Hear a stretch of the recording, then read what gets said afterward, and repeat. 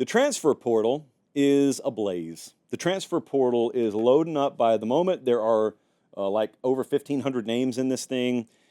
You can think what you want about it. I don't think it's going to be this way forever. It's the way it is right now. I'm not here to go grandfather on you. I'm not going to prop my leg up on my knee and just talk about how much this sucks. There are parts of it I don't like. There are parts of it you don't like. I think that we can have a world where players are free to move, and it's also a little ridiculous that this much movement's going on. I think there are very predatory street agents that are, in the short term, profiting off of this vacuum, and that vacuum was born through a lack of adults in the room having their hands on the wheel. Okay, so there's the commentary on how out of control this is at the moment. However, you got to make your roster work somehow, right? So here's the latest. I'm tracking a lot. I'm following a lot on this. Like the quarterback situation just fascinates me. It fascinates me. Malik Murphy, the quarterback at Duke, they just went 9-3 this past year, and he's in the portal. Auburn and Miami, by the way. We here are two schools to watch for him. Auburn's going to host him Wednesday. So he's going to visit Auburn. We expect Auburn to make a major quarterback move. This would qualify for Hugh Freeze as a major quarterback move. Whoever lands Malik Murphy has landed a big one. So he's in there. Luke Kromenhoek, the quarterback from down at Florida State, very, very high-level player last cycle. You got Gus Malzahn coming in as the new offensive coordinator at Florida State, and anytime you have a new coordinator come in, obviously you have to assess the roster. The roster assesses the new coordinator, the new coach or whatnot. Am I a fit? And that's above and beyond just, do I want to stay around here regardless? And so at least one of those answers looks like no for Luke Kromenhoek. So he's probably going to move on. And FSU is also reportedly in the market for Thomas Castellanos. That's the quarterback from Boston College. He got benched this past year but can play. Or Castellanos. What did I say, Jesse? No one even came in my ear, immunity. No one even came in my ear and corrected me. I just know I said the name wrong. Castellanos. The two L's. We don't like L's on the show. We especially don't like back-to-back L's. So FSU is kicking the tires on Castellanos. Oh, I did it again. This is terrible. Thomas, the quarterback, the able-bodied quarterback from Boston College. So Jackson Arnold's in this thing too. So Jackson Arnold goes and wins Elite 11. We were out there a couple of years ago. And then he goes to Oklahoma, and he's going to be the savior. And this is other people's words, not his. Okay, so when you call someone a bust, make sure you blame yourself for hyping him up. I participated. Here we go. I'm raising my hand. And then the season goes the way it does this year. Dylan Gabriel, by the way, transfers out, but that's okay because we got Jackson Arnold. Jackson Arnold had turnover issues in the bowl game. He had turnover issues in spring ball. We reported as such on this show and got lambasted / for that, but it was true. And then there were turnover issues during the season, and he got benched. Then he came back in, but it was just a horrifically bad year offensively for Oklahoma. So he's in the portal, fresh start mode. Jeff Lebby was the OC at Oklahoma when they originally recruited him, if you'll remember. He's now the head coach at Mississippi State. They're trying to get in it with him. We'll see. I know that Auburn has been mentioned there. Auburn is probably going to be mentioned with a lot of these guys because they've got to land one. So the question with Jackson Arnold is going to be, was he overrated all along, or was he just in a terrible situation? And to be honest with you, I don't know which it is. I still think a lot of the book on him can still be written. So he's in there. Darian Mensah is a name I think less of you know. If you're a G5 fan, if you're a Tulane fan, you know that he was a freshman down there, 66% completion guy, over 2,700 yards passing, 22 touchdowns, 6 interceptions this year. He was very good. They were in the playoff mix all the way until the end. Got a visit lined up to Duke. So Malik Murphy hits the exit door, and the seat's still warm. And who knows? Whomst amongst us knows? Maybe Darian Mensah takes it. I imagine he'll have other offers. We'll just see how that goes. I'm looking at Connor Wigman. There are a lot of rumblings today about Houston. Maybe Willie Fritz lands Connor Wigman. Keep an eye on that. Still a lot of tread left on the tires there. And Miller Moss. Remember, Miller Moss transferring from USC. He's in the portal. We're looking at Louisville and Missouri.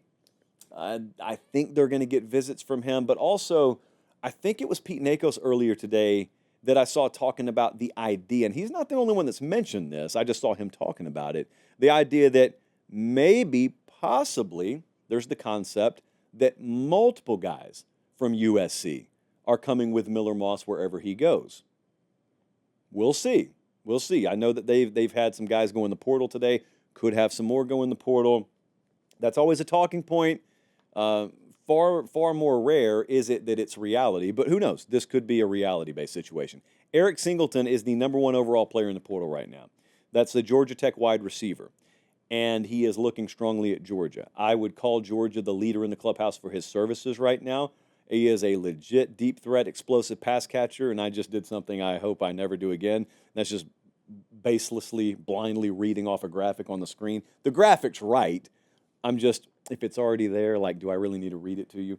Casey Concepcion from NC State is also in the portal right now. Alabama is in the mix with him. This was a freshman All-American at wide receiver in 2022, and then no one had much of a shot at NC State of doing anything noteworthy last year. So Bama's in this, A&M's in this. A&M's also in it from Micah Hudson, the 5-star from Texas Tech. These are all receivers, by the way. It looks like a visit to A&M's lined up there. They're going after a big-time wide receiver, aren't we all? So I expect A&M to be able to hit on one of these guys. Is Ole Miss going to do it again? Ole Miss is crystal balled as the favorite for the #3, #5, and #8 players in the portal right now. And they're all defensive. Well, 2 of them are defensive guys, and then we got an interior offensive lineman. Maybe, who knows? Maybe Lane Kiffin just does it all over again. I am very concerned with what's happening at Arkansas. It does not mean the world if you retain your head coach if the players leave. That's happening at Arkansas. That's happening at Kentucky. Florida State's had 18 of them go in the portal. Now, listen, I'm not dumb enough to fail to realize not all of these are guys that you are actually losing. Many of them may be guys you encouraged to go in the portal or you did not lay on the ground behind their car as they were backing out. But at Arkansas, they're losing players. LSU does not feel like they're in a great spot to me. Virginia Tech does not feel like they're in a great spot to me for different reasons, program to program. But at Arkansas, the vibe around there was, all right, we either want to win a bunch of games this year or we want to lose enough to where Pittman's not retained. Well, they landed somewhere in the middle, and Pittman is retained. But it doesn't feel like the energy around the program is such that guys want to stick around. It's early in the cycle, so I'm willing to wait and see, but I don't have a lot of confidence inspired in me right now about what's happening at Arkansas. A lot of folks watching, by the way. I know a lot of folks will watch this individual video on transfer portal because it's always a really hot topic for us. Just make sure you subscribe to the channel while you're here. We appreciate you being here. It's free. It's free. It doesn't sign you up for anything. It just helps us. There is an important note with the portal here that I want you all to take special time to pay attention to. There's a misnomer. There's a very, very big misnomer, actually, that's floating around, and that is, okay, the portal opened on December 9th. The portal closes on December 28th. Well, let's do some quick math. That means if I'm in the playoff past December 28th, then my players are going to stick around. I mean, who's going to hop in the portal when you're on a playoff team, right? My players will stick around, and I will have pulled the wool over everyone's eyes. The calendar will have worked to my advantage, and woohoo, we made it to the semifinals. Our players are locked in until spring at least, and we're good. No, you're not. No, you're not. I have in my hand the entire NCAA rule book. No, I don't. But I have a piece of paper. You need to know something. Whether you're playing in a playoff game or whether you're just playing in a late bowl game, players have 5 days after the end of their season to enter into the transfer portal. So if you are, for example, Texas or Georgia or whoever, and you go to the semifinals and you get eliminated, you're still in the weeds here.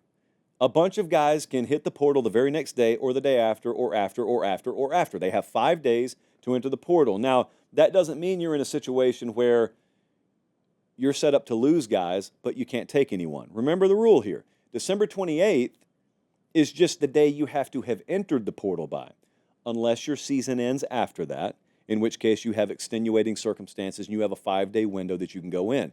But so Alabama's season is over right now. So Caleb Odom goes in the portal from Alabama. I'm making all this up. I don't know anything about where he's headed.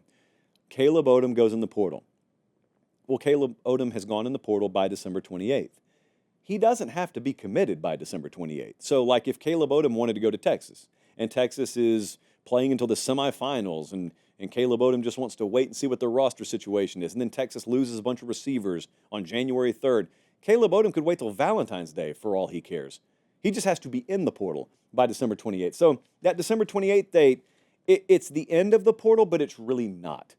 On multiple fronts, it's really not. So stay locked in, guys. Stay locked in. Drama that starts in 2024 can roll over to 2025.